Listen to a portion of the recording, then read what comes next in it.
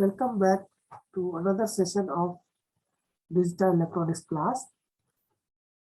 So far, we were discussed about this SR latch and SR flip-flop. It's two table or say functional table, circuit diagram, and block diagram. Its characteristic equation you could find out. While writing the functional table and verification of its output for different combination of input, we observe that when both inputs that S is equal to 1 and R is equal to 1, we are not able to determine the exact output. So that is why we put this don't care condition and we told that this is indeterminate state. So this is a difficulty in the circuit. The circuit is not able to give exact output. It may be 0 or it may be 1. Suppose here we see this case 1 1, previous output was 0. We do not know what will be the output. Similarly here, when S and R both are 1 1, previous output is 1. What is the next output? We do not know. That was difficult to say with confidence. So this is the problem. So this problem can be solved with the help of delay, D flip-flop. This is what we are going to study. So here we can see how can we solve this issue. We observe that when both S and R 1 1, then only this situation arises. So if we are able to avoid this situation, that both inputs become 1 1, then we can solve the issue. And that has been done with the help of D flip-flop. So D flip-flop is nothing but an extension of SR flip-flop. I will write here D is delay or say D flip-flop. So D flip-flop, its circuit diagram will look like this. Again, we have a cross-coupled structure of NAND gate. So input of this is connected to output. Output of first NAND gate is connected to second. That this is your another word. NAND gate. NAND gate. We can put here clock. Then we are putting unlock.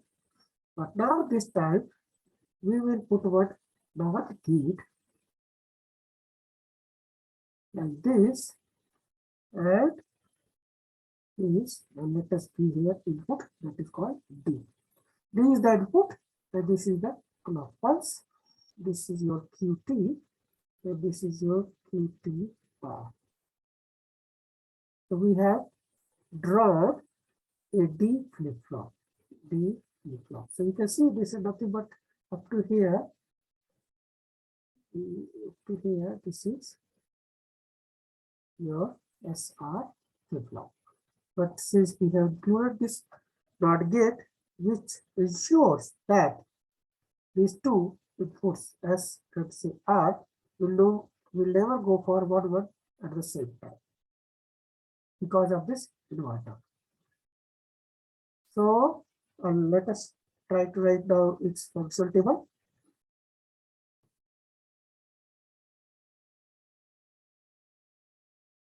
Functional table. So we have this input. Input is your say past output, and D. These are the two input, and we are interested to get what is the next output, that is the QT plus 1. Now in this case we have two inputs, so all combinations we can write here of two input, 2-bit input 0 0 0 1 1 0 1 1. These are all 4 possible combinations. Now let us start writing or determining what shall be the output.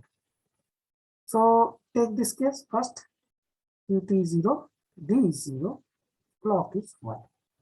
Clock pulse has come. So we assume that this is a never triggering. Logic what is there? See, this is 0. So S becomes here 0. However, here R becomes 1 because this is not gate. So this will be 1, logic 1, and here 1. So any 0 in the input, I will label here logic, this NAND gate 1, 2, 3, 4.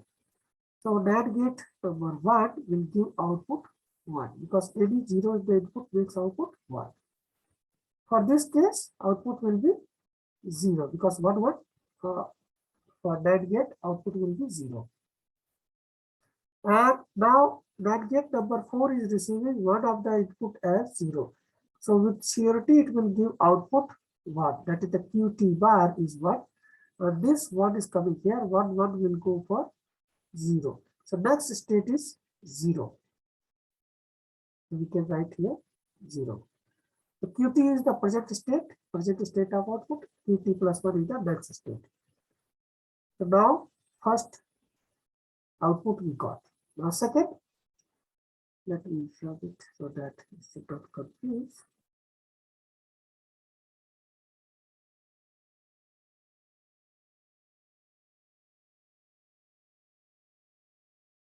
Okay, let me take this color. So second is QT is 0. This is here. D is 1 this time. If D is 1, so here S become 1. And however, this will be 0. R is here 0. So what will happen? Any 0 makes output 1. And here this clock is 1 and input is also 1. So what will be 0. And this NAND gate number 3 is receiving one of the input as logic 0. So immediately it will go to any 0 makes output 1. So QT will be 1. This next output will be 1.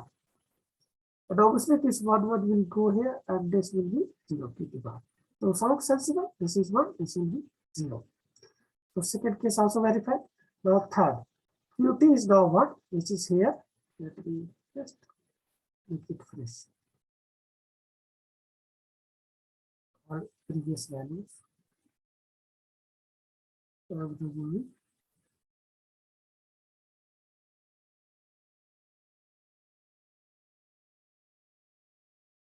So I'm taking this case, QT is equal to 1, D is equal to 0. So 0 is coming here, NAND gate number 1, and 1 is coming here at NAND gate number 2. So NAND gate number 1 will give output, any 0 makes output 1. So this is here 1. Here this is 1 and this is 1. Clock is 1 and R is 1 here. So what will be that? Output will be 0. So any 0, the input of this NAND gate number 4 will give output 1. This 1 is coming here, 1 will be 0. So earlier it was 1, now it will be 0. Now next and last stage, let me read all those in this one.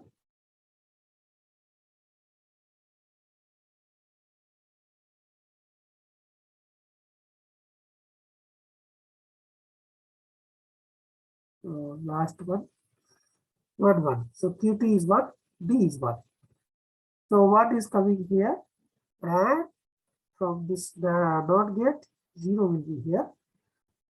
This clock is 1 to both of NAND gate, that is NAND gate 1 and NAND gate 2.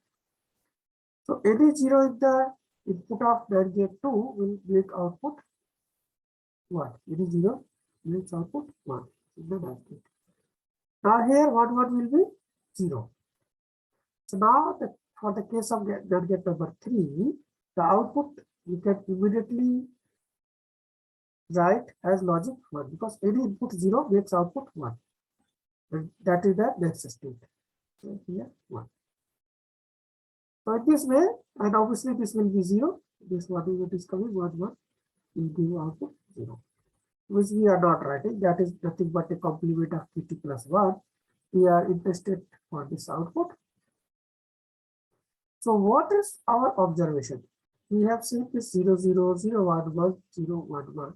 Output is 0, 1, 0, 1. If we go for close observation, we see the next state output is nothing but whatever input is there. Like D is here 0, output is 0. D is 1, output is 1. D is 0, output is 0.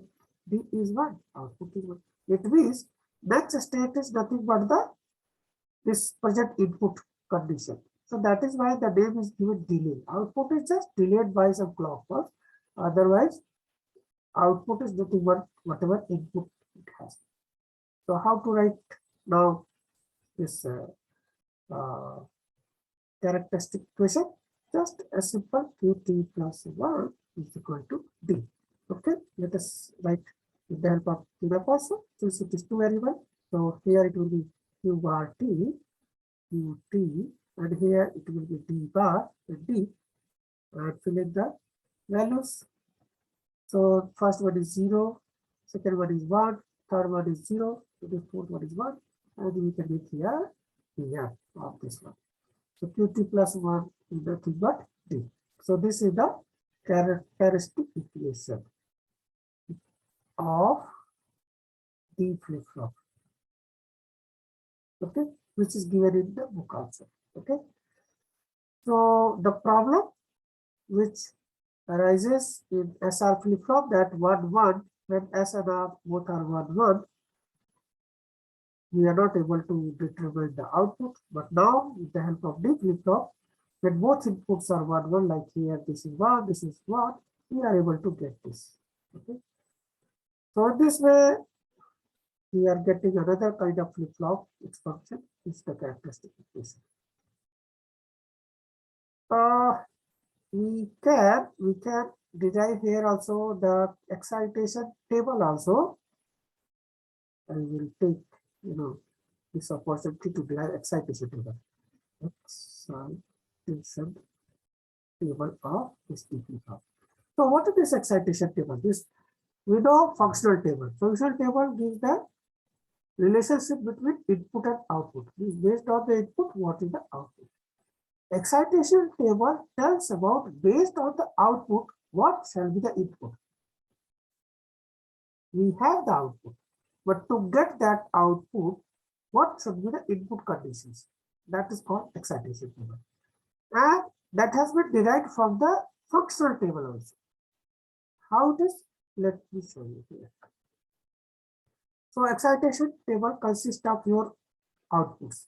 So what are outputs? Outputs are qt and qt plus 1. And the input is d. So this is this excitation table gives the input conditions based on the output. So now again two input, so two bit information is there in the output. So we can write easily 0 0 0 1 1 0 1 1. These are the all four possible combinations with the help of 2 bit. Now let us try to let us observe this functional table. When this qt and qt plus 1 both are 0 0, what is the input? So this is the case here. First one, when qt is 0, qt plus 1 is also 0. What is the input? Input is 0. Next case is 0 or 1. If qt is 0 and qt plus 1 is 1, what is the input? Input is 1. Next is 1 0. So when qt is 1, qt plus 1 is 0, what is the input? Input is 0. Similarly, when qt is 1 and qt plus 1 is also 1, then what is the output? Input is 1. Input is 1. So this is the excitation table. So we can see also here how to write excitation table. So if both inputs are 0 0, sorry, both outputs are 0 0, for these two combinations, this present output and next output, present output and next output, what is the input? So from this excitation table, this is very useful table to design a circuit with the help of flip-flop, where we need flip-flop. So many times we know the output. Output should be like this. To design a circuit where output should show in certain manner, what should be the input condition? At that time, this excitation table is very much useful. However, this excitation table is derived from the functional table, and this functional table is coming from the circuit. These three things we come to do here. So for us now, lastly, to how to draw the symbol of D flip-flop. So it will be simply a box. We have one input, we have clock pulse, and we have two outputs. One is the QT, another one is the QT bar. So with this, we conclude this class, today's class. Thank you so much for attending.